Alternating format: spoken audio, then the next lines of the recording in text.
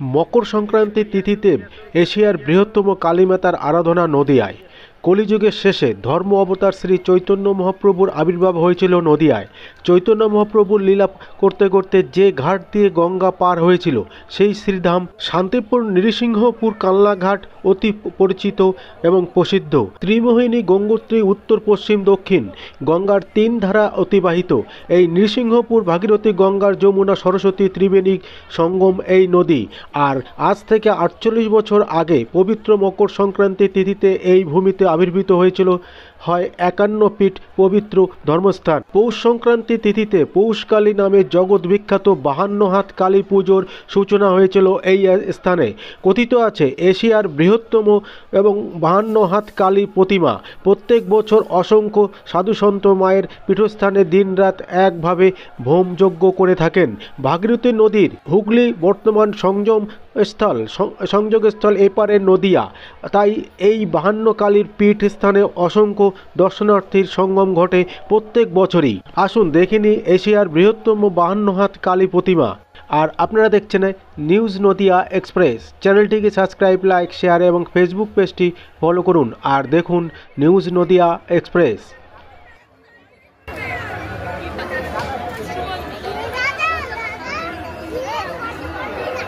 আমাদের ডিস কিন্তু কেসকে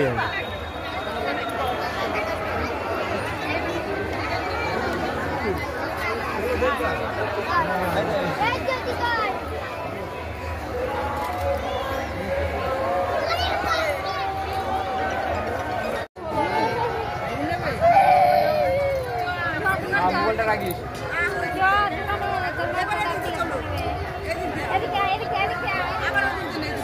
ওই দোকানে গাড়ির দাম কত? ৬০ টাকা, ওই দোকান ৪০ টাকা।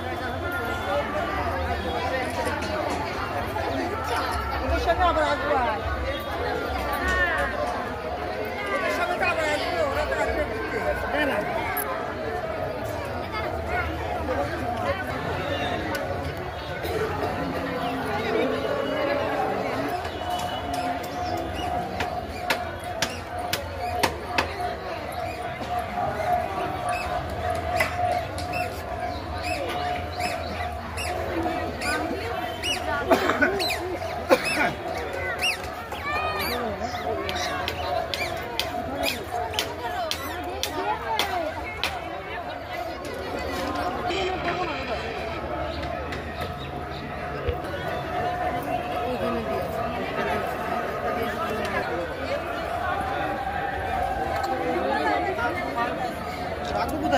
ওইখানে ছাপিয়ে গুটায় পড়ে থাকবে সেদিটা বুঝলি তো রাখার জায়গা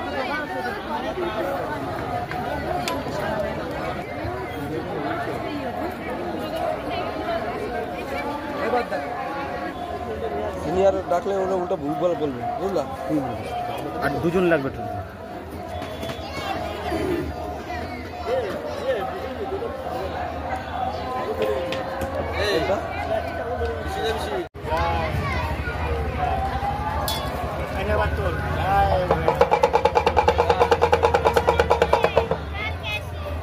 দাঁড়া, আগুন জ্বালিয়ে তোলে, দাঁড়া।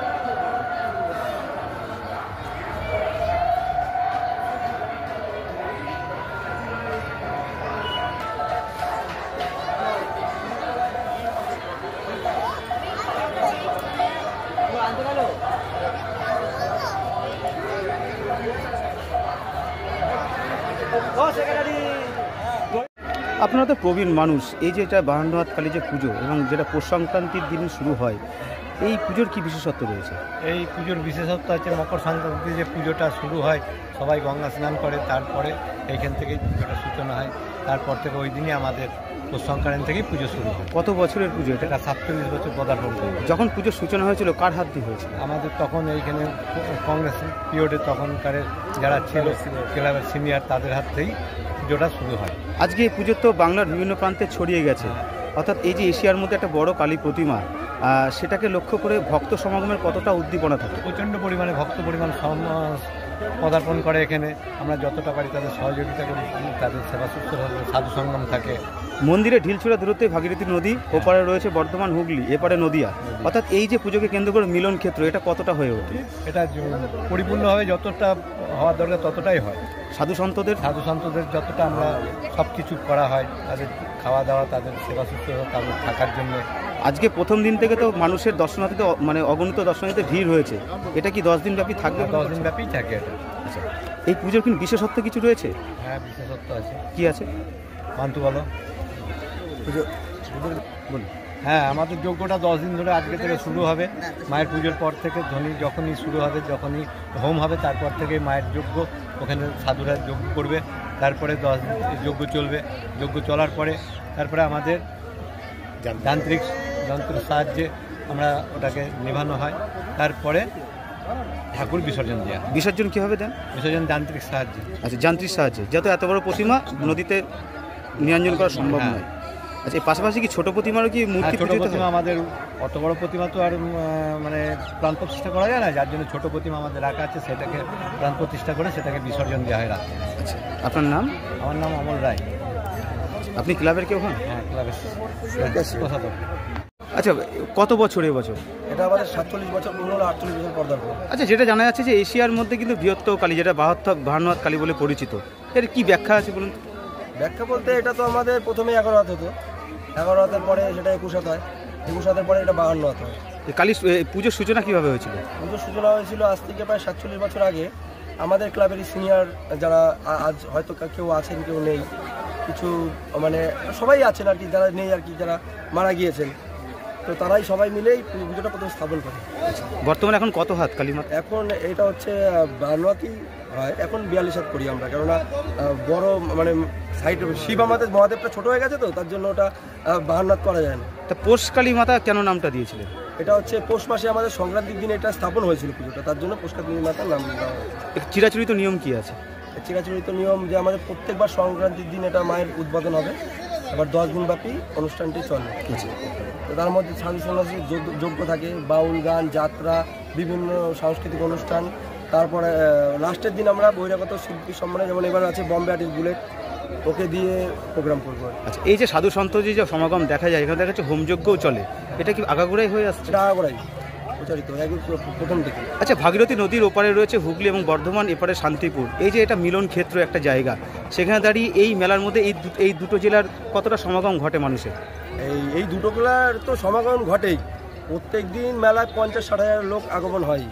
এবার তার থেকে বড় কথা যে আমাদের দেশের বাইরের থেকেও এই মেলায় লোক আসে।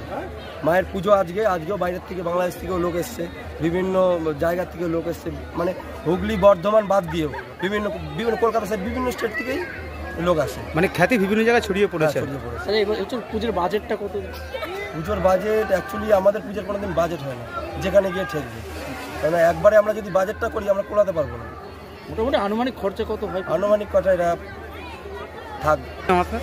আমি ক্লাব সম্পাদক, আমার নাম বিশ্বজিৎ সরকার।